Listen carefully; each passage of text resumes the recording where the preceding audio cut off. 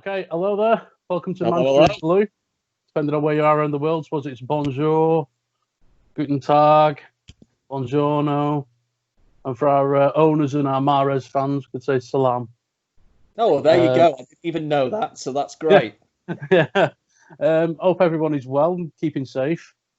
This is just a short podcast that we're doing today with myself and City Dave over in Portland. Looks quite sunny over there. It is, like I said to you yesterday, Chris, it's going to be in the 90s here today. I mean, it's absolutely beautiful, but difficult to get any work done. Yeah, forget that. I think even if I was a pool in Oregon that I could go in, I'd just look like it was a piece of steak sous vide. I would just cook, sod that. It's a hot one here today. There's been a bit of chat on the sort of the admin's message thing, and me and Dave have both been of the opinion we should be using youth more at City. I know a lot of people, papers particularly, are looking at every man and his dog that we could possibly be signing. Dave came up with 2 teams for next season that he would go with, and we're just going to look at analysing the first 11 and the second 11. And we've also got 4 options for centre-back partnerships as well, haven't we, Dave? Yeah. That you came up with.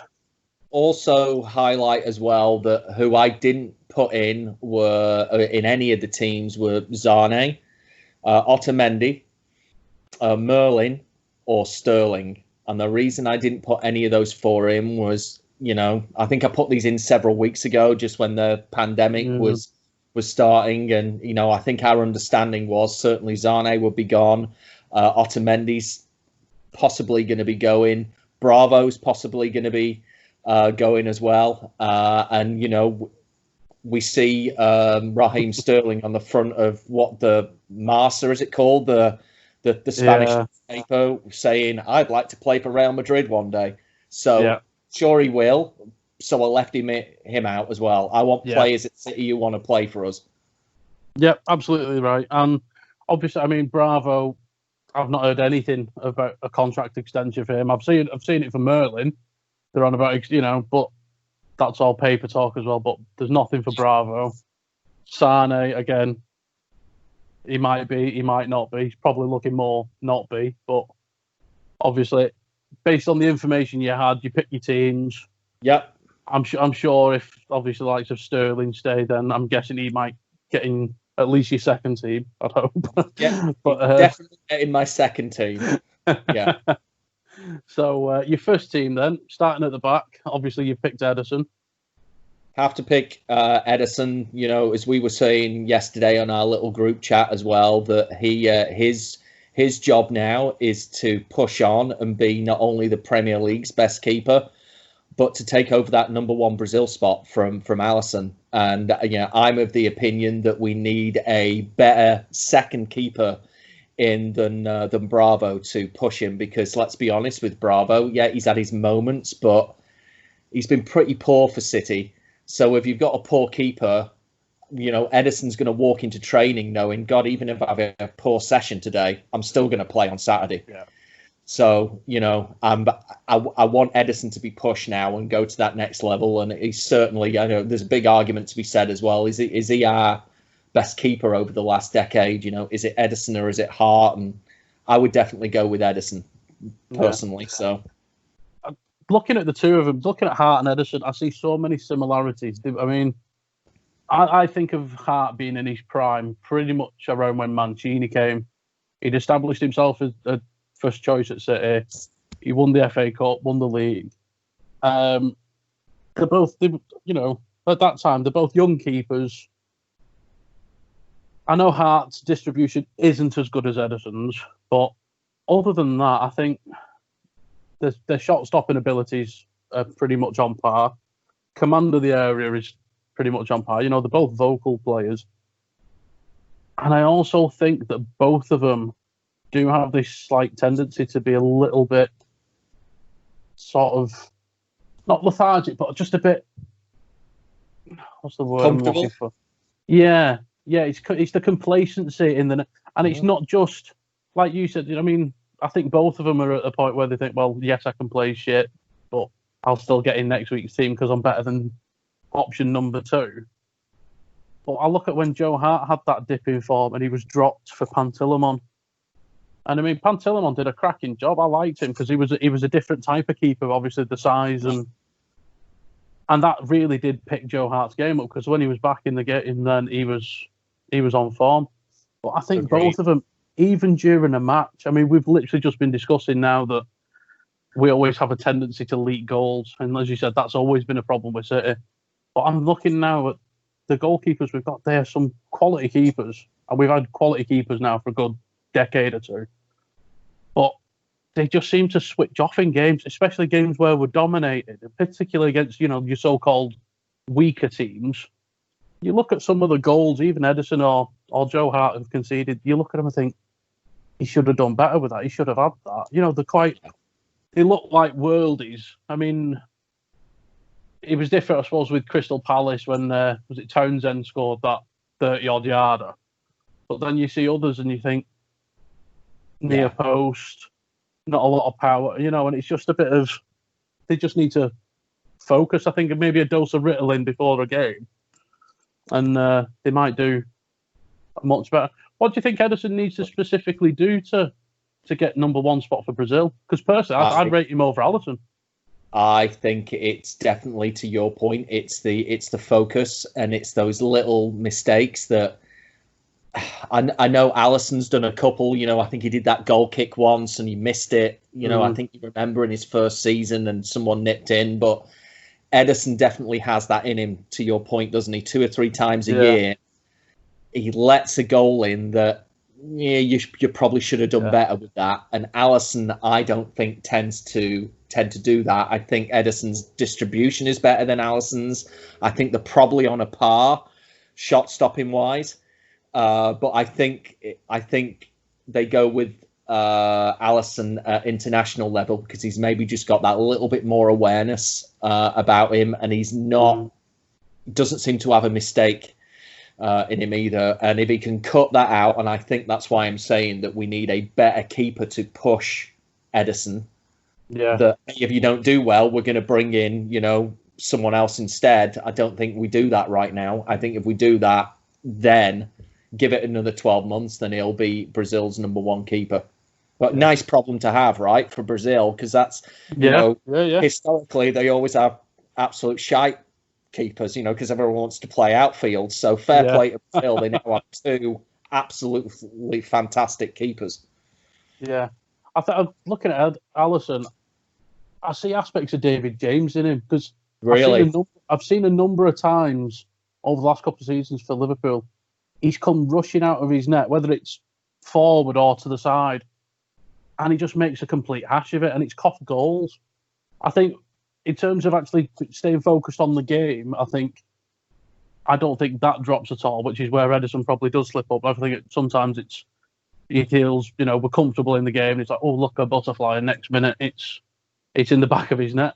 But I think Alisson, some of his decision making, I think is not as good as Edison's, but Alisson's also a couple of years older, though, isn't he, than Edison? So he has got that maturity, which could be the difference. Well, look where he's come from as well, Alisson as well, that he's probably got a little bit better pedigree, playing in Italy, for Roma, and then playing with the, obviously the Premier League champions elect, whereas Edison came from Benfica, not taking anything away from them, but, not as high a league or pedigree as the Italian league, obviously. Alisson's a couple of years older. He's just got that little bit on top of him. But I'm more than happy with Edison. I think he's one of the best keepers that City have had. And that's my granddad, I remember when I was a kid, would always say to me, that's always been a strength for Manchester City. You go back 100 years and you will find, the Swifts, the Troutmans, my era when I started going, every week, Tony Coton, should have got more England caps than what he did. Joe Hart, Joe Corrigan, Alex Williams, that we've always seemed to have had very, very good goalkeepers for some reason. And it's funny that my granddad's, saying this when he's going to watch City in the 30s and whatever, that it always seems to be a thing for us. United are somewhat known for always having a good striker. City are just always known for always having a decent keeper. Yeah. It's the yin and yang, isn't it? If one side of the City's got the striker, we need the balancing act. Exactly. So if we move on to your back four, left to right, you've got Mendy, Laporte, Eric Garcia, and Kyle Walker as your back four. Yeah, we can't.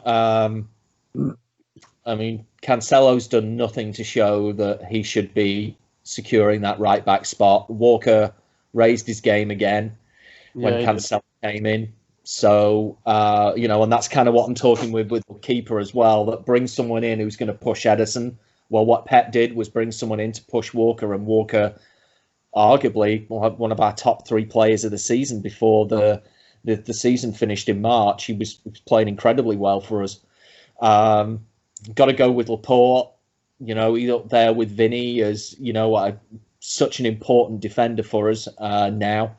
We've gone through this with the rest of the admins about Garcia time and time again. A lot of people are going to listen to this and go, what about Stones? And, my opinion on Stones is his head's not right.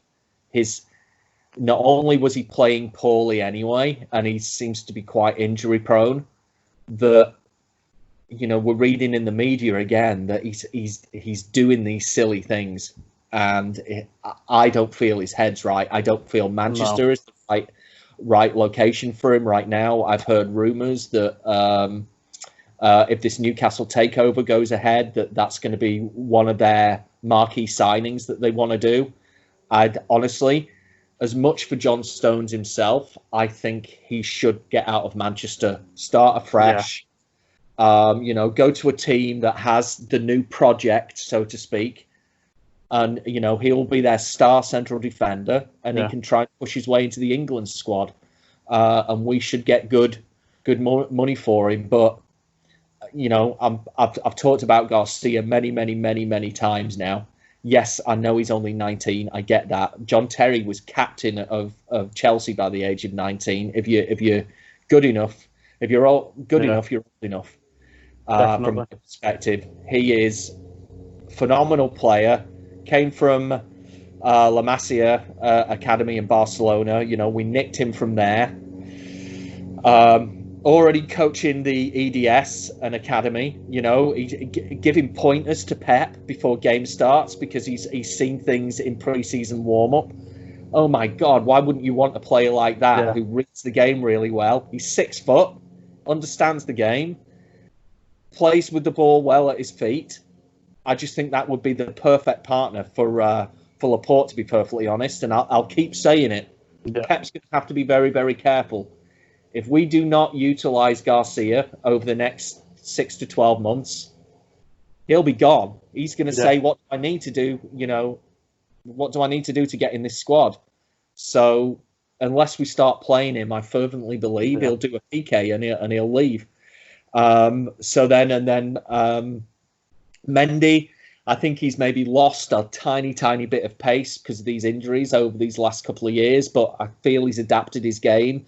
I like what he's been saying in the media the last couple of weeks about, this additional rest he's got. You've not even seen the real Mendy yet. When I come back, you're going to see the Monaco Mendy.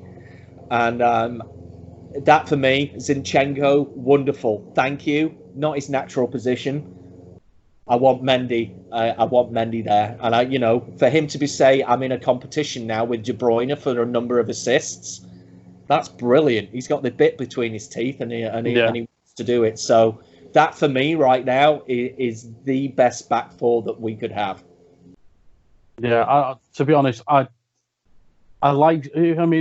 Starting with Mendy, I love everything he's been saying in the media recently. That shows a real passion. When he came, he was on fire. He was assisting. He was bombing down that left wing. Yeah. I felt sorry for him, and I thought the way he handled himself in the social media with like Twitter, I thought it was quite inspirational in a way, because he was sort of having a laugh. He was trying to keep the morale up, and it showed that he wasn't just going in, doing his rehab, going home. It showed he was constantly involved, and I think he's got that stature as well. He's quite a bulky player. You know, he's a solid lad, which I think we miss when Zinchenko plays. I think Zinchenko gets out-muscled a little too much, which it's not his. You know, it's not his fault. It's not his natural position. But I agree with you with Mendy. Laporte, he speaks for himself, really. He's after that first half season, he settled himself in and he's hit the ground running. Fingers crossed he's over his injuries now, because I know he came back from his long-term injury. He had a little niggle that he went off. It was against Real Madrid, he went off. And then hopefully, touch wood, he is now over the worst of it all and he can just pick up where he left off. Fingers crossed. Massive fan of Garcia. I've always been of the opinion, to me, that a captain should usually be one of your two centre-backs, because they can relay anything from the goalkeeper, because obviously the keeper sees everything, and they're there, you know, they can challenge the officials when it comes to decisions or free kicks and stuff. They're usually up in the attacking penalty box when it's a corner, so they can shout instructions, inspiration. Do the same when we're defended. They can be everywhere. Out of the two, just obviously I can't see it being next year, because I think Fernandinho will get the captain's armband. But when he hangs his boots up or leaves, could you see Laporte or Garcia possibly taking up the armband? I think Laporte will take it after. I agree with you. I think Fernandinho will take it the rest of this season and next season as well. I don't think De Bruyne is going to get that captaincy now after what he came out in the press with this week.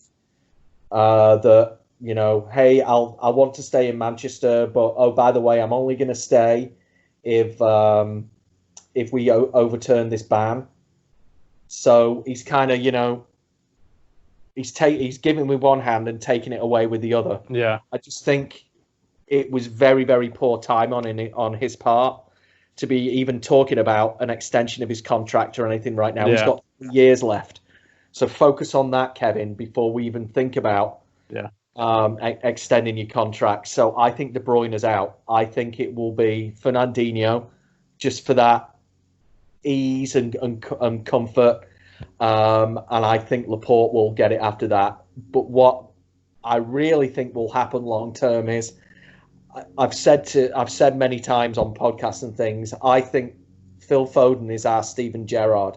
I think he is going to be the most important player for Manchester City in the next 10 years. He is going to be our driving force. He's going to be the one who takes us to that next level. Like, he is that good. I think he will ultimately get the captaincy of Manchester City. Right. See, personally, I would look. Next season, I'd give it Fernandinho. I think he deserves it. He's very vocal with the players, and I also think it'll help him get fewer bookings. That's the only part of his game I think he could work on. Yeah. After that, I would be straight. I would, providing I think that Garcia gets the opportunity this season that he think he deserves, I would be giving it to Eric. He's already captained the EDS team. He's captain Spain. Like you said, for a player of 19 years old to go up to Pep Guardiola and say, "Oi, what about this?" and for Pep to not turn around and say, "Oi, fuck off, mate," you know, that shows he's got a lot of respect for Garcia. I think he commands respect. He comes on and he bosses the players around. I've seen him boss Otamendi around. He doesn't care who it is. He just wants the job done professionally. And I think the other players, again, they don't turn around and tell him to do one. They listen and respond. And I think that is the measure of a player. And looking at, I don't think De Bruyne will get it, and I'm glad he won't. To be honest, even if you take out everything that's been said in the media about, you know, recently, at the start of the season when it was a question who'd get it, I don't think De Bruyne's that type of player. I think he's much happier just being that. He's going to be vocal. He'll talk to players. I don't think he needs the armband to do that. And I think you need players like that as well. And I think Foden could be that kind of player as well. I don't think he'll need the armband to act as a leader or as inspiration. But that's me. And looking at Walker, I can't think of a better right back in the Premier League. No, I can't either. To be honest, when we first signed him, I was like, why the bloody hell have we spent 50 million and why have we got him? I was a bit, I don't get it. I think he's made that one mistake against Wigan. Again, lapse in concentration. And since then, he gives 110% every game. I know his off-field antics are a bit questionable, but at the end of the day, he's only human. I agree with what you said about Stones. I really feel sorry for the guy. I mean, the things that's gone on in his personal life, he's only got himself to blame. But at the same time, again, everybody makes mistakes, and you don't need to be an expert to see that his head is not right at all. And I don't want to see anybody go through anything like, I think every bloke at some point in their life has gone through some serious issues where, they feel the weight of the world's on the shoulders. Yeah. I don't want him to suffer at all. And I totally agree with you. I think he just needs to get out of Manchester. Even if it's go to Newcastle on loan for a season with a view to a permanent buy, I think he could go there. I think he could be their like you said there, Vinny, he could be their star man. Sign of intent for Newcastle. And I think he could make a real good career for himself up there, which, you just want the best for the players at the end of the day. They're individuals. You want what's best for them. I think that would be the best kind of option for him. I certainly can't see him pushing for the first team. I know he's said that he's getting his mind on training, and I know he's worked on his fitness, but I think the body's there. I just don't think the mind is. And that's what you need. I couldn't agree more. He needs a fresh start, and I would hate Stones to stay and limit Garcia's future in the team as well. Because I agree with everything that you said about Garcia, and it's a very, very good shout as well that, he's commanding the respect of people already, commanding the respect of Pep. Let's get him playing in this team. Let's get him, we took him from La Masia for a reason, and he's showing that we've got to start playing him, or he's gonna be off, and then we're gonna be looking back going, what the bloody hell? So what we did is we kept Stones, who wasn't right, and let Garcia go, and that's my ultimate fear. Yeah. I mean, PK is getting to that point as well where he's looking at hanging his boots up. Same with Sergio Ramos. You could easily see Garcia going, you know what? Why should I spend another bloody Christmas in Manchester waiting to play in the FA Cup against Barnsley when I could be in sunny Spain, eating tapas, beautiful women? What am I doing here? I could be a next big thing over there winning stuff. So fingers crossed. Pep, if you're listening, hold your finger out. Get him in the team. Please. Yeah. For the love of God, please. Because I don't want to lose another one. Defensive midfielder. You've gone for Fernandinho. Putting him back where he belongs. Back, exactly. You hit the nail on the head. I mean, do I need to say any more than that? He fulfilled a position in central defence that Pep felt that we needed him back there. I was talking to my son before this call today, and I said to him, look, we know what Pep's like. He'll bring a player in and they'll barely play that first season, because he wants them to get used to the culture, wants to get used to the way of playing. Rodri's basically the first player who's been thrown in straight away. And am I saying he's done bad for City? Absolutely not. But I really feel strongly that if we'd not had the injuries that we had this season, then what Pep would have done was play Fernandinho in the defensive midfield position and basically had Rodri on the bench watching Fernandinho going, watch what he does for the next 95 minutes. Yeah. In next season, you'll be doing that, but just watch this season. and we didn't have that luxury this year. You know, everyone, if you look at all of these commentators and whatever, they always put Fernandinho in their dream 11 because they know how good he is. He's just the most composed player that you want of just protecting that back four. Like he'd walk in, even at the age he is now, he would walk into the vast majority of Premier League teams. So you've got to put Fernandinho in there. And you know what? He's probably an even better player now because he's been playing at the back all season. So he's probably got even more experience now about where he should be on the field. Yeah, I totally agree. And I don't think it's just the Premier League. I think, honestly, any team in the world that plays with that holding midfielder, he'd walk into the team. I can't think of a better defensive midfielder at this moment in time. I honestly think he really should stay ahead of the two centre-backs because he is known for his cheeky fouls. He's taking one for the team. And if you're a centre-back and you're doing that, you're just asking for a penalty to be given. Yeah. I also feel... I think there's been a couple of occasions he's been made to look pretty average by a strong, speedy attacker. Definitely. Especially when it's been him and Otamendi. I mean, Jesus Christ. It's the two old guys at the back who, you know, they've got loads of experience, but you need the pace as well. And I remember against Wolves, you know, Adama Traore, he embarrassed them both with just his he destroyed them. Pace and his strength. And it's no disrespect to it. You know, they were both good centre-backs, but he needs to be ahead of them and that first line of defence because that's where he's good at. He's good at distributing the ball. He's good at reading the game. I'm glad we both agree on that one. Yeah, burner for me. Ahead of him, you've gone for Phil Foden and Kevin De Bruyne in centre of the park. Yeah, gotta do that. You know, if one can get a little bit forward, then the other one maybe stays a little bit back. But I've always seen with Kevin De Bruyne, he's a bit more of a, you know, to use an American term, a bit more of a quarterback. He's just going to ping those balls right on your foot or into space. And I think where Foden is a little bit different to De Bruyne is that he likes running with the ball.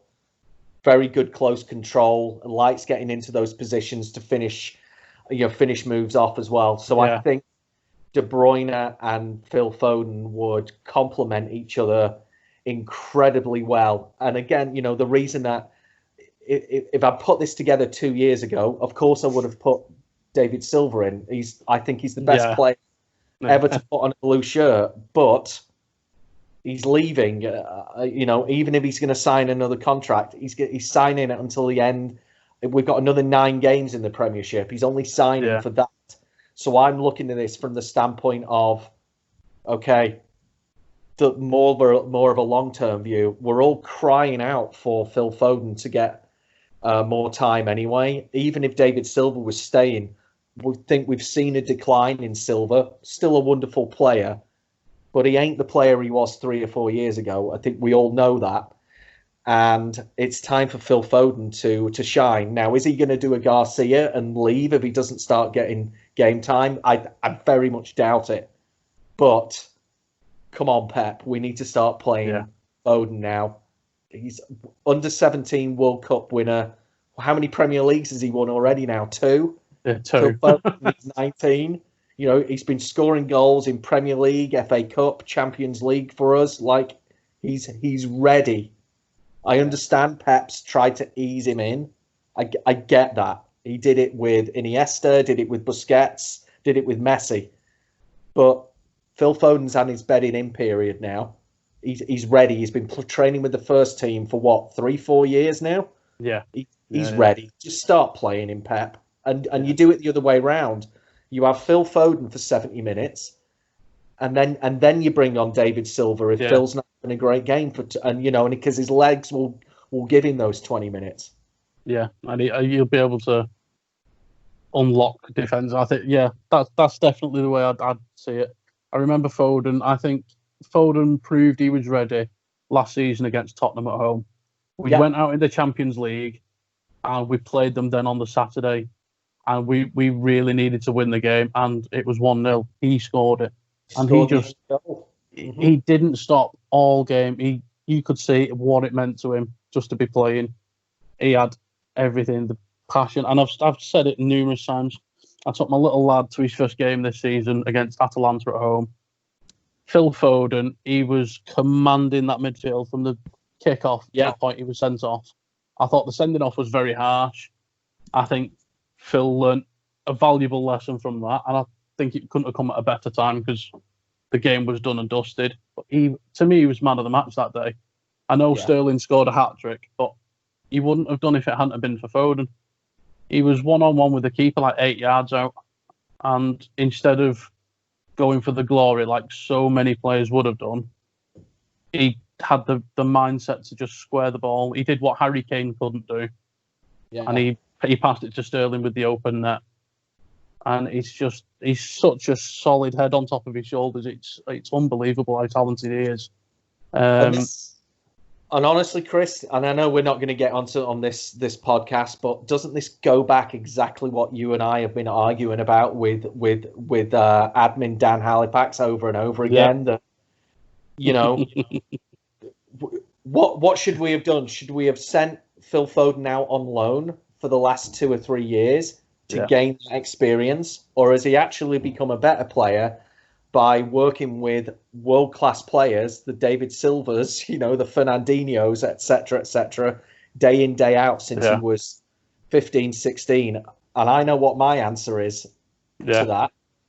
I think at a push, I think if the team was right, I might have given him our season away. It'd have only been our season, and like I said, it'd have had to be at somewhere like Leeds or Swansea, a team that plays the same football we do at a competitive level, and a team that would give him the chance.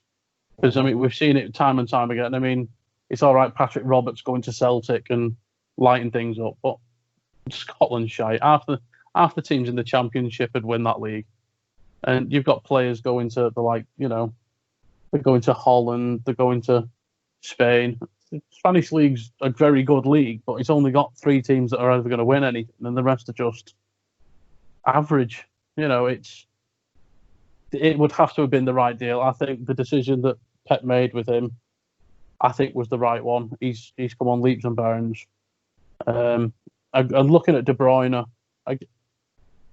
put everything aside, like I said, forget everything that's gone in the press. I think that sort of player that he is exactly as you described him. He's that he can get forward, but he does tend to be one to just pick the passes out and congratulate whoever's put it in the back of the net. I see him very much like Pirlo was, Andre Pirlo, and I can see him if he stays at City for as long as Fernandinho or David Silva. I can see De Bruyne dropping into a holding midfield role like Pirlo did.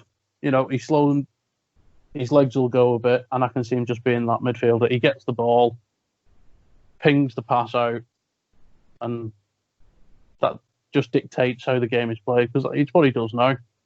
I think the two, you hit the nail on the head, both of them would complement each other perfectly. Incredible. And De Bruyne is simply probably top 3 players in the world right now. He is that good. Yeah. But I agree with you. He's got 3 years left on his contract now, which is why I said before, I'm kind of surprised that he's already turning around and saying, "Oh, I'll stay longer." Well, you've got 3 years. That would take you to 31. Yeah. I think we need to then start looking at, I think you were right. He's not going to be quite the presence on the field in 3 years' time, but he can still do a job if he maybe moves more into a Pirlo role or something like that. Yeah. And I don't want him going anywhere. But right now for me, Fernandinho in that holding role, and De Bruyne and Foden just complement each other and working it. I think there's just so many goals in that combination. I really do. Yeah, I can't agree more. Your wide men.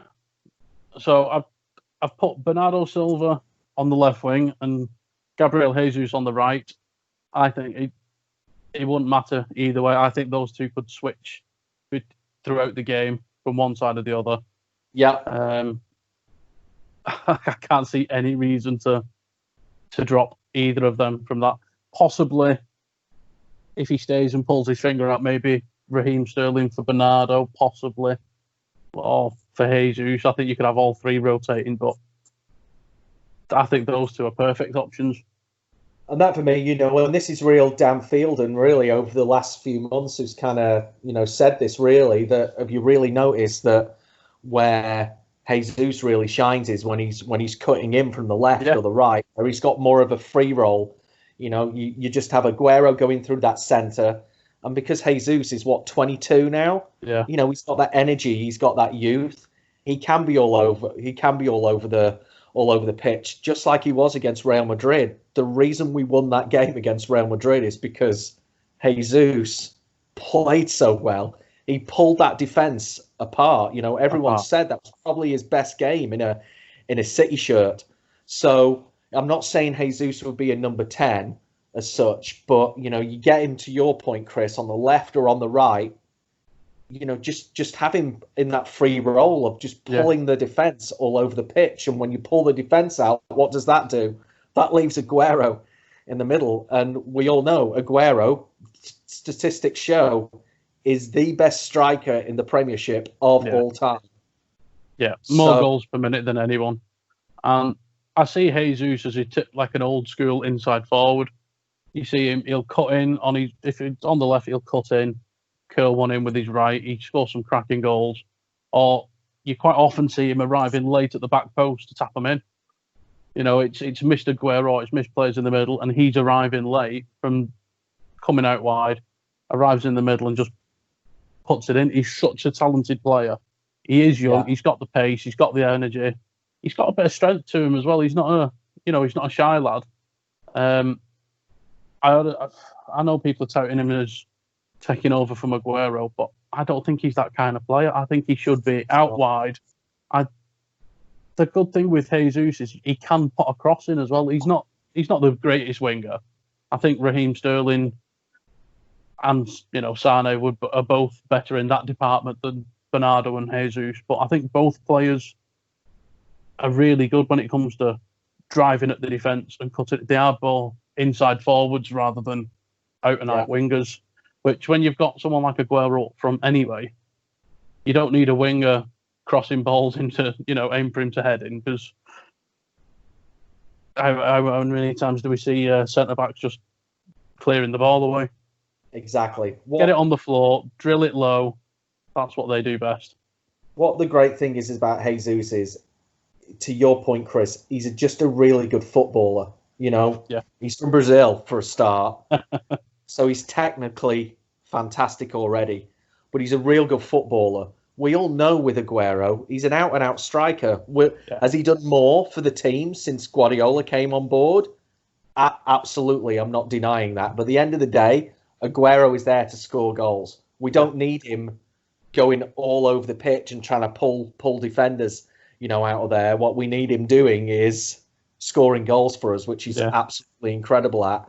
And if we get Jesus kind of on that left or right and can cut in, pull these defenders out, who's to say that if we have this young Foden, in the middle, that, what if Jesus turns around to Phil and says, look, I think I need to play more centrally.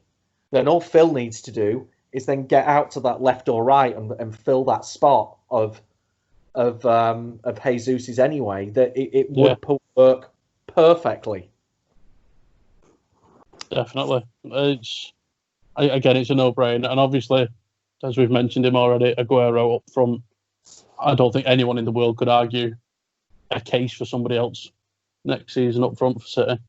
No, I mean, unless we're getting Mbappe, and we're not. Don't want him.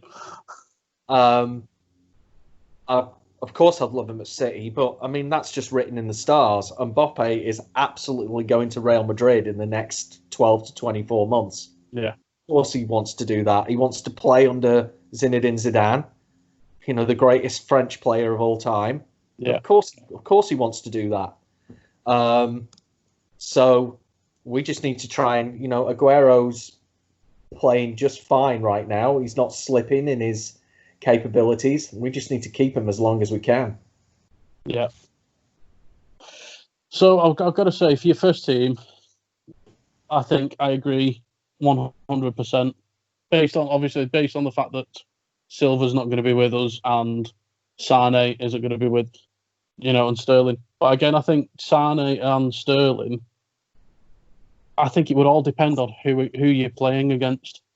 And, Sane and Sterling are more wide players that can have a crack from distance. I know Sterling can play up front, but he's better out on the wing.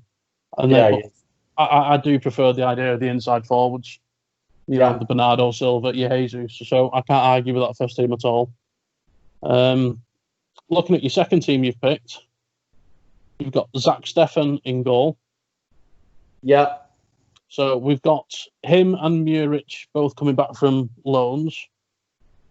You would pick USA's number one keeper? I would. I hear, obviously living in America anyway, but I hear incredibly good things about Zach Steffen. Wherever he's been, he just seems he's one of these players, and it kind of tends to happen with keepers anyway. They get better as they get older, and that's certainly the case with him. That does he have as much experience, as some other keepers? Probably not. Because he went to, I think he was at the University of Maryland, so that would have been until the age of 21, I think, like that. And then obviously played in the MLS. And then we get him and he goes to Germany. And every report that you see, he's just gets better and better and better and better. So I think Bravo's going to be gone anyway. We're hearing things about Muric, potential few attitude problems, here and there as well. I would definitely be having Steffen as my number two. And let's bear in mind he's an international. And as I was saying at the start of this call with keepers, someone there who can potentially press Edison. Not saying that Edison's going to lose his spot to Steffen, but I think you need someone like that who comes with good pedigree that's going to take Edison to kind of sit up and take notice and go, Christ, this lad's just got back from, an international, America against Mexico or whatever it might be. I need to bloody raise my game here. Yeah. And so I think he needs something like that. So, yeah, definitely Steffen for me. I can't disagree too much. I mean, I think Steffen deserves his chance with, getting some games for City. Muric, I liked him last season. Hearing some of the things recently about his attitude, I think because obviously we're not there, we don't know the full ins and outs. It's a bit difficult to judge. I know he had a difficult start to the season. He made a couple of mistakes, and he was dropped because of those. Because of the few mistakes he made. I don't think that's helped him. I think that's set him back basically for the rest of the season. It's a shame because obviously I know it's a results-based game, but at the same time, everyone makes mistakes, especially as a young player, especially as a goalkeeper of that age. If you make a mistake, the last thing you need then is just being dropped straight away. It just shows that they've no faith. They're not going to give you a chance to make up for that or anything. I think I feel sorry for him, but my issue with Zach Steffen, as I said to you the other night, is I can't see him staying long term at City being number two. America as a national team are fairly crap, but they do have some cracking goalkeepers that they produce. The likes of Friedel, Tim Howard. Yeah, you've got Zach Steffen. It's only a matter of time before another goalkeeper comes knocking, saying, "Hold on a minute, I'm playing week in, week out. Why am I not number one instead of him who's got his own bloody season ticket on the bench at City?" So I mean, it'd be nice to see if he can push, and if he. To me, I've no problem with goalkeepers. Alternating every 3 or 4 matches. Giving the number two a game, even if it's in the league. it gives them a bit of competition, like you said, for the first team spot. Keeps them on the toes, keeps them active, and they're not just playing lesser clubs in the league every time they go out. It keeps them feeling like they can make it. I think it'd be I think it'd be good. I just don't know whether they can keep him happy, which would be my only concern. But I think if they can do that, I think we could be sorted with that stuff. I've seen some good stuff at. Is it Dusseldorf he's at the minute? Fortuna Dusseldorf. Fortuna Dusseldorf, he was, or someone. Yeah. Someone like that, yeah. I know they'd have been relegated by now if it wasn't for his performances. I know they're still fighting a relegation battle, but from all accounts, he has really kept them in the league. He's done the job he went there to do. So, yeah, I think full credit to him. I think he deserves his spot next season, at least domestic cup, if anything. And we'll see. And I think you're maybe right, Chris, that if he stays next season and he doesn't get the game time, it's threatening his US position. Then fair enough. But we paid $7 million for him. Yeah. I mean, we double it. At the very least, if he digs his heels in and he wants to leave, but having lived in America for a long time now, and understand Americans a little bit, that they're winners. He will be coming to City with the prospect of, I'm going to get that number 1 jersey off Edison. And what I like about that is, if that's going to be his attitude, surely that's just going to push Edison to be an even better keeper. Yeah. So I'm totally happy with that situation. Yeah. It's a good conundrum to have as a manager, really, isn't it? Where you're torn between the two. Yeah. So if we move on to your back four, again, left to right, you've got Zinchenko, Tosin Adarabioyo, John Stones, and Cancelo. We already mentioned Zinchenko. I don't think there's anyone who can argue otherwise. I think Angelino, as much as I'd like him to get an opportunity, I don't think it's going to happen. I don't think Pep particularly favours him. I think Angelino, just for his own career, should just stick with Leipzig. I hope they put a bid in for him and he stays. So hopefully this sticks. This 30 million euros they were going to give us. Hopefully that's still in the offing. And I'd take 20.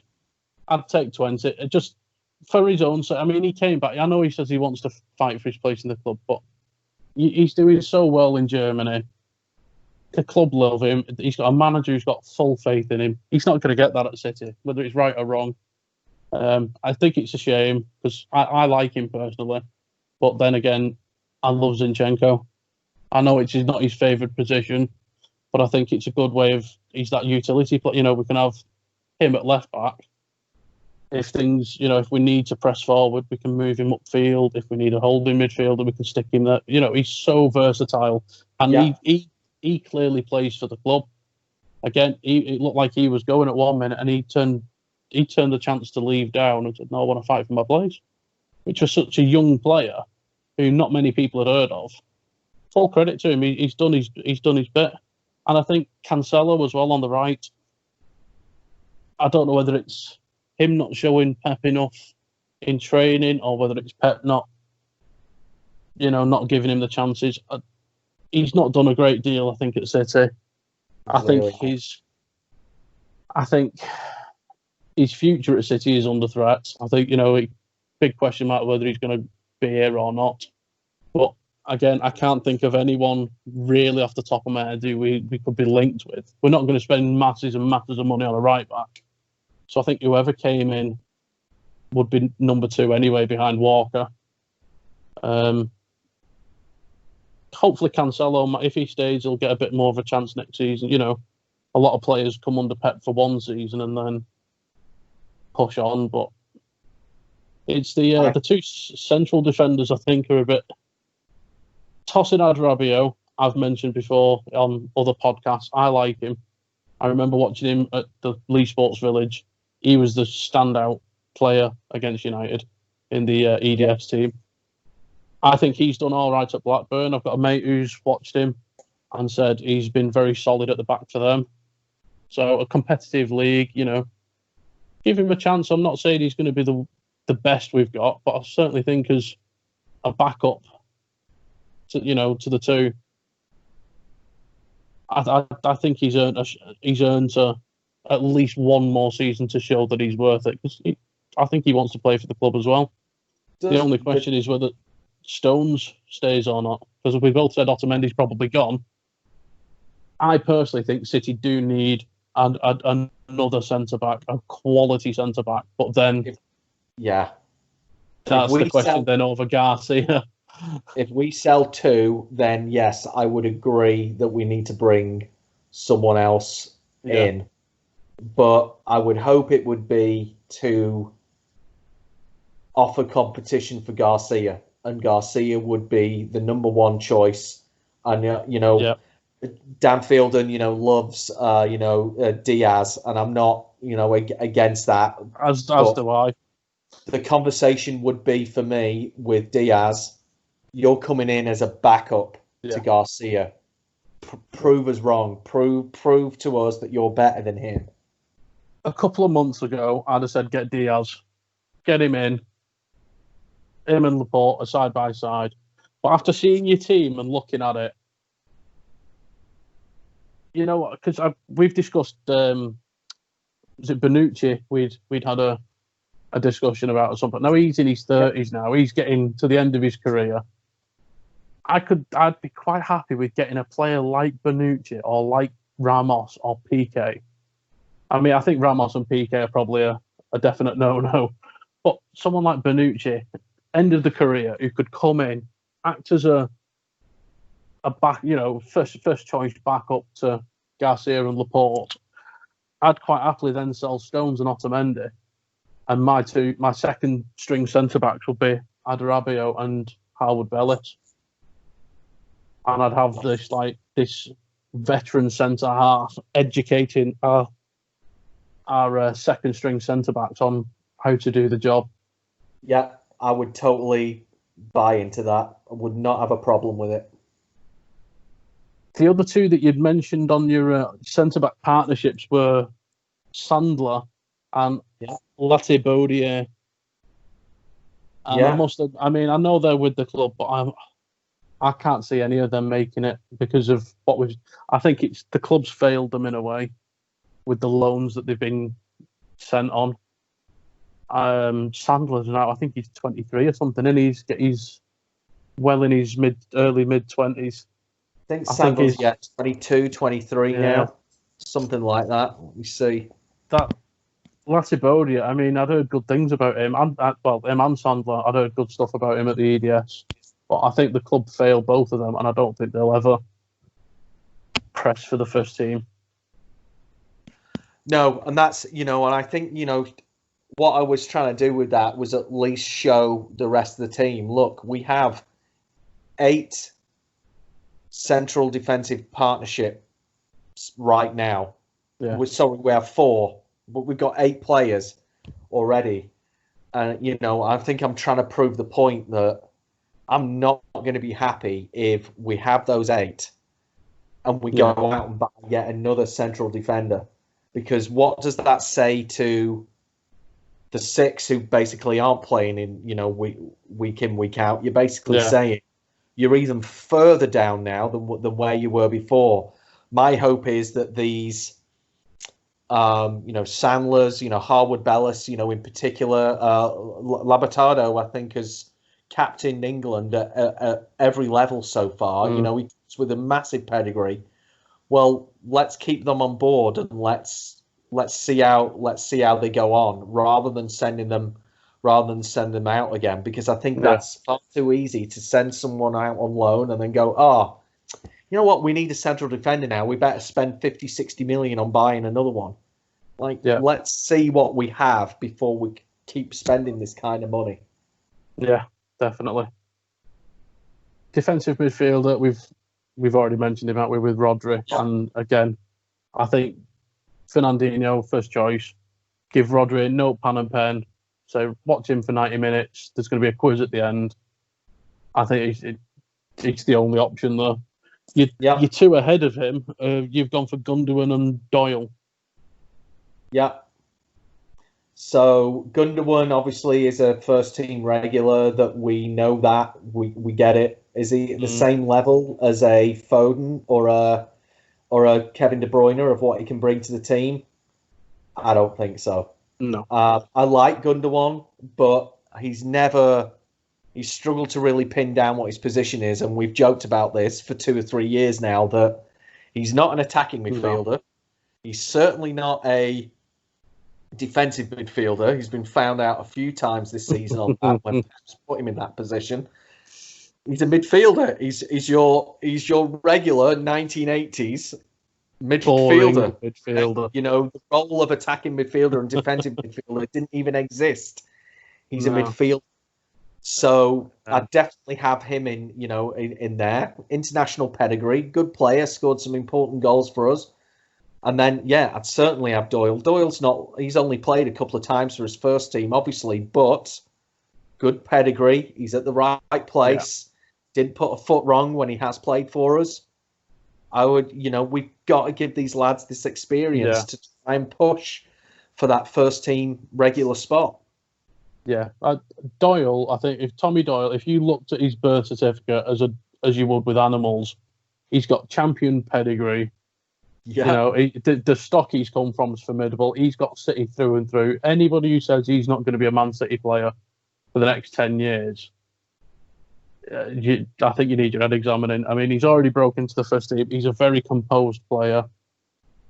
I don't know whether he's going to be as creative as De Bruyne, but I certainly see him as being just a very solid central midfielder. I don't think he's going to be one for pushing forward.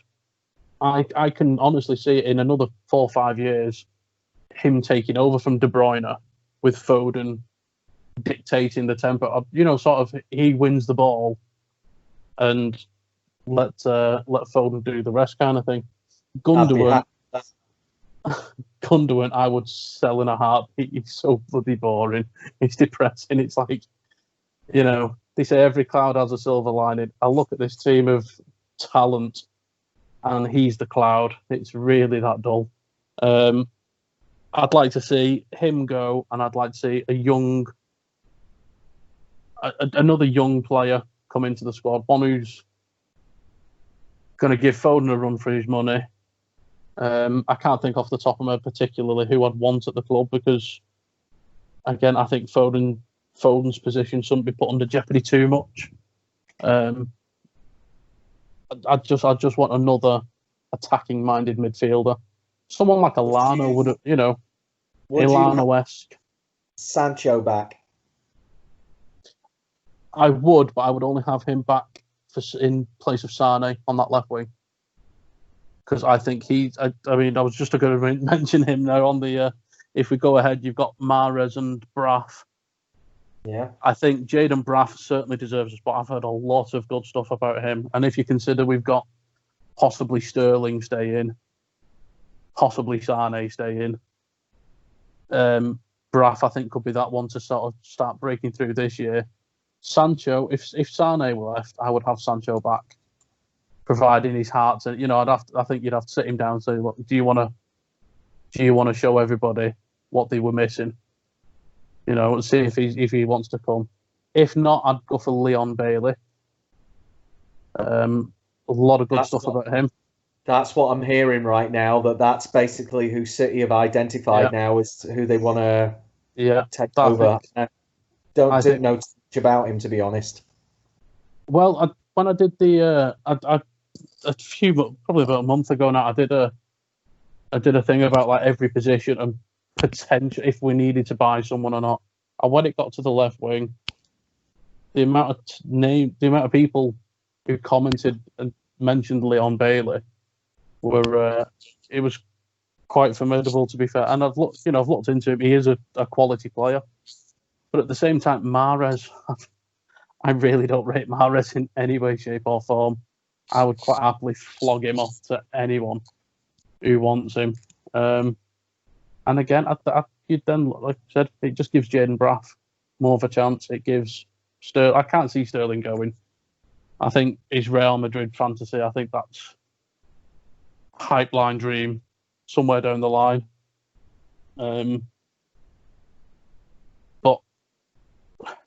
again, I think a lot of that for our wingers, it depends on whether Sterling's staying, whether Sane's staying. You know, that's what I think it hinges on. Yeah, there's a lot going on right now. We don't know. You know, No. as you say, for all we know, Zane might sign a new contract tomorrow and go, you know what, I made a mistake. I don't want to go to Bayern. I want to stay here. Yeah. Same with Sterling. No, you know, I don't want to go anywhere. Who's to say that Otamendi might not stay longer? Like we just don't know right now. You know, I certainly base these two teams on what we felt that we knew at that time. But yeah, I think the point that I'm going through with both of these teams essentially is we need to give youth a little bit more of a chance. We need to give the Garcia a little bit more chance. We need to give Braff, you know, more of a chance. And if we don't, we're going to struggle here. The big point that I was really trying to make to Dan over and over again yesterday was, here is my ultimate fear. If we continue to just spend money and not promote our youth, we know that there is a witch hunt against Manchester City already by UEFA and FIFA. We get it. We understand that. Yeah. If we don't change our model a little bit and we just continue to buy 50, 60, 70 million pound players and bring them in, what are UEFA and FIFA going to do? They're always going to breathe down our neck, saying you just keep spending money. How are you balancing the books? Yeah.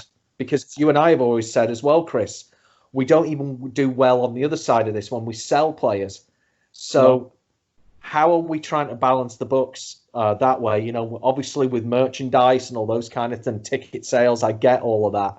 But I just feel if we continue to ignore what's in our academy, in our EDS, and send them out on loan over and over again and keep buying players, UEFA and FIFA are never, ever going to leave us alone. It's just going to be the same every season. See, my main concern, I mean, I kind of give up with UEFA and FIFA. I think it's so corrupt. They can all do one. My main concern, I think, long term would be that the club gets a reputation as being one that doesn't promote youth. You look at, you know, if somebody comes knocking, I can't remember that film with Robert Carlyle in it, you know, where it's at Main Road and they've got the young lads saying, you know, do you want to come? Jimmy Grimble. Yeah. Do you want to come play for United? He says, no, because a better club, it's Man City.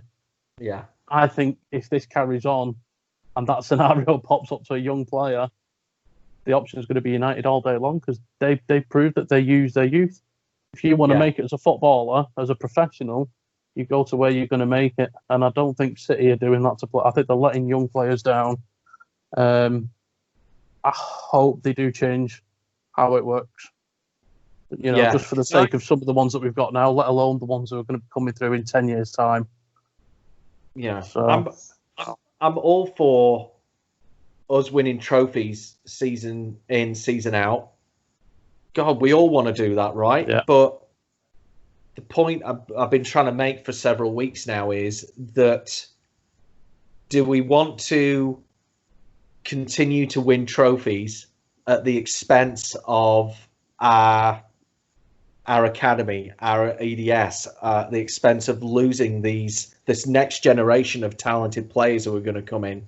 Or do we sit back and realize, okay, let's play the Braffs, let's play the Garcias, let's play the Fodens and give them that experience. And in a couple of years' time, we will be winning trophies. And as a City fan, I kind of err on the side of the second way. And to answer your earlier point, I was actually, so my son is 14. So I was asking him before this call started, so, you know, look what happens here. Look at this 17-year-old that we've signed, you know, that Brazilian we signed, the right back. I forget his name now. Jan Couto. Okay. Yeah. He cost £14 million, right? And we've basically bought potential there. Yeah. 14 million. If I were him and I was looking at Manchester City as a club, he's a right back. Is he going to get ahead of Walker? Is he going to get ahead of Cancelo? No, he's not. He's not. And I love Manchester City, you know, more than anything. But I wouldn't sign for Manchester City. No, as a young player with potential, because I'd be looking at it and I'd go, well, I'm not going to break into the first team. You want me to fly from Brazil into Manchester, like 9,000 miles, and what you're going to do is you're immediately going to tell me I need to toughen up, and you're going to send me out on loan for 2 or 3 seasons. And as soon as you send that player out on loan, and to you, as you said before, Chris, you tend to be going to a lesser club. You're certainly not playing with world-class players in training that you will be at City. So you're playing first division, or you're playing, in another league in another country. That isn't going to improve Couto's game at all. In fact, what's going to happen is Pep's going to start getting reports back from whichever club they loan him out to, saying, "Geez, he's finding this really tough. You know, he's not stepping up." So what will we do? We'll just end up selling him for like 2 million or something like that to a club in Spain, or he'll go for free, and it'll be like another Adispiaro or something like that he'll just continue to go out. So my question is, why are you spending 14 million pounds on a player and not integrating them into the first team? You know, like they've done with Foden. Every player. You know, the Sancho, the Enes Unal, Marino, is it Matudo who went to Schalke? Yeah. All these players who we actually paid money for. Yeah. And then we just send out on loan, and I don't understand that logic that you spend all that money, then you're not going to play him. So where does the problem lie? Is this with the academy? Because you're spending all this money, but you're not forcing any players into the first team? No. Or is it the business model? And I think it's a bit of both. Yeah. And I want Manchester City to rethink what we're doing here. If they did a survey of most Manchester City fans, particularly older ones like me, they'd say, no, we want you. We don't mind being trophyless for a couple of seasons. What we want you to do is bring in these young, exciting players into the team, not week in, week out, but at least expose them to it so they're ready, rather than you going, now you know what, they're not going to make it. We're going to have to spend another 60, 70 million pound on a player. And then lo and behold, UEFA and FIFA take out their little book again and go, geez, look at that. Hold on they've a minute. done. Yeah. That's my big point. It's the vicious circle, isn't it? Like you said, you get Yan Couto, 14 million, send him out on loan. Pep gets the call, said, hold on, he's not stepping up, he's not performing like we thought he would. We look at selling him, and then we're straight back on the phone to our correspondents in Brazil. You know, what else have you got? Yeah, who have you got next? That's all it is. It's a conveyor belt of just washouts, effectively. It's awful. 14 million. That's what I can't get my head around. Yeah. And that's pretty much more expensive than a championship player. Yeah. I mean, John Markham, 5 million we got him for. Yeah. Nicholas Anelka, what was it, like 12 million or something we got Anelka for? And you're telling me, I know he's young, but you're telling me someone who you've paid 14 million for, you're just going to let go out on loan to Holland or Spain or whatever, rather than, no, if you're that good, because we paid 40 million for you, I'm going to have you playing against Kevin De Bruyne. Yeah. For the next year. He's just going to run at you with the ball, and you're going to tackle him. Stop him. Don't hurt him. Just stop him. Lastly, then, up front, you've got DiMaggio, Wright, Phillips. Yeah. Yeah, I mean, we know we have no strikers at City, right? We don't. I was kind of I was so annoyed at that, when I put this together, and I was thinking again last night, and you kind of mentioned it, Chris, really at the start of this. Well, why do Manchester City seem to have this conveyor belt of good goalkeepers, and you go over to the other side of Manchester, well, actually in Trafford Borough, and they just seem to, their academy just seems to push out wonderful strikers on a very regular, basis. Right now they have Rashford and they have, Mason Greenwood, and you could go, the list is endless, if you go back as well. What I don't understand why City don't seem to ever have any really good Rashford level strikers coming through. We don't seem to be able to coach them out. I don't know if they're all going to the red side of Manchester or defecting. Or what, but it's like when his dad came through, Sean Wright Phillips was originally a striker, and he made his name out on the wing. He wasn't. And you make a point. I can't remember the last time we brought a striker through our academy that was any good. I remember, days like Danny Allsop, Chris Greenacre. They were shite. Not disrespect them. They were shite. But at least they were strikers. And you don't even hear that now. And I know there's this pet philosophy that everyone from the goalkeeper to the striker has to chip in with goals. We get that, but we know, Manchester City fans know as a whole, that we have been lacking an additional striker for years now. Since Dzeko left. Yeah. We need the Dzeko striker. Yeah, we've got Jesus and we've got Aguero. And you can arguably say Sterling, but Sterling is better out on the wing. Yeah. So we've got two. Yeah, and like we said, Jesus isn't an out-and-out striker. The formation we play, you need a spearhead, and Jesus isn't a spearhead striker. Yeah. But I said, if you've got someone like Aguero, short, tenacious, fast, tricky with his feet, you then need the balancing act. You need the plan B, the Dzeko type striker. Yeah. And we need to buy it. I know we made a ton of money on this Enes Ünal, this Turkish guy who plays for Valladolid now. But that's kind of the thing again. Who's to say that if we brought him out? Apparently, everyone across Europe was after him, and he came to us probably because we willing to spend more money than anyone else. But we paid $2 million for him, and this is a few years ago now, and immediately he's gone on loan. And my thinking is, certainly right now, if we've got a striker, wouldn't we be crying out for a player like Enes Ünal right now, who he's a big lad. Yeah. He does score goals. Every league that he's played in, he's scored goals. Yeah.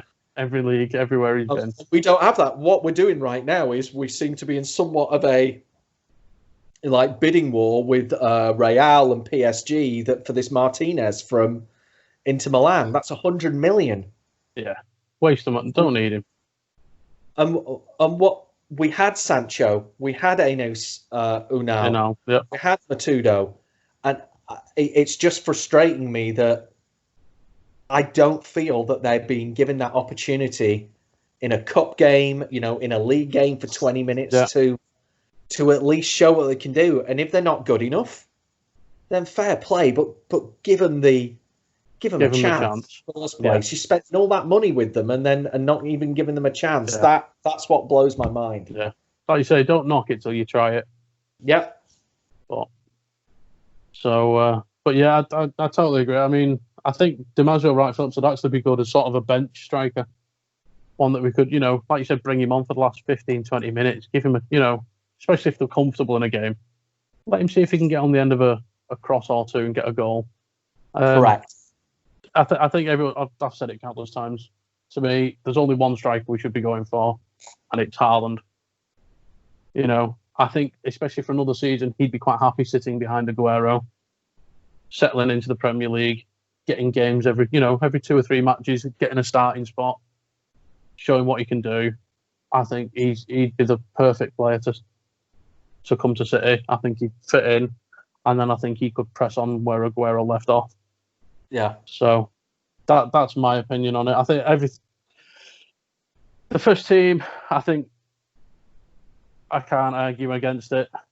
Second team, there's again a couple of issues, but it's what we've got and what's likely. I can't see Gundogan being sold. I can't see Mahrez being sold.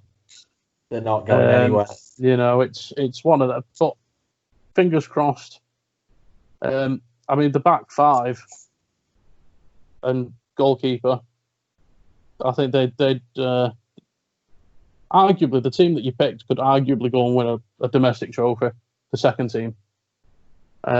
Just the addition of a striker.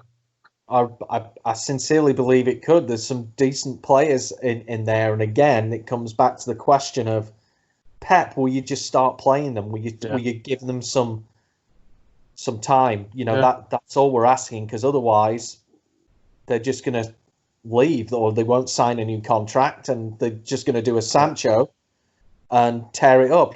I'm hearing now that Matudo at Schalke, now Real Madrid, he's playing that well for them, that now Real Madrid are after him. Yeah. Like, are you kidding me? Like, are you telling me he wasn't good enough for City? Yeah. But now Real Madrid are after him. I don't get it. And, end of the day, Chris, the final point on this is, this all is very much up in the air with Pep Guardiola as well. Like, how long is he staying for? If we got him for another season, if we got him for another 3 years, 5 years, is he in it for the long haul? Because no one is going to play the game like Pep Guardiola. No. Possibly Nagelsmann, you've said on the group a few times, Chris. But whoever comes in is going to have their own ideas about how they want to play, and I'm pretty sure that no one's going to have a very short team like we have. All 5'8" to 5'10". Yeah. We've got a couple of big lads, but nothing major. No. Certainly don't have anything up front who are versatile in a variety of positions, who keep possession. That's Pep's way. Yeah. We need to be very careful about who our next coach is, and really figure out who are the players who are going to meet that, who are going to be able to play that style of football that he wants to do. It's going to be very, very interesting for us over the next couple of years. Because the last thing we could do with is another bloody team overhaul, exodus of players out for peanuts, and a fortune with the players coming in. Because otherwise, it's just the same vicious cycle. Yeah.